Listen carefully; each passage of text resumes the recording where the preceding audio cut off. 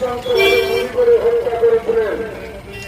মমতা বন্দ্যোপাধ্যায় উপলব্ধি করেছিলেন সারা রাজ্যের যারা যুব কংগ্রেসের নেতৃত্বে ছিলেন তাদের যে লক্ষ্যমাত্রা তিনি ফলো করেছিলেন।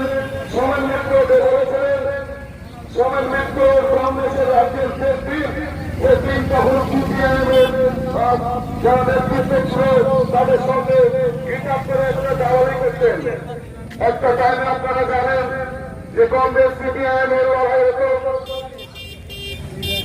এলাকায় এলাকায়, গ্রামে গ্রামে, সারা পশ্চিম বাংলার সেখানে ভোট হতো কংগ্রেস এবং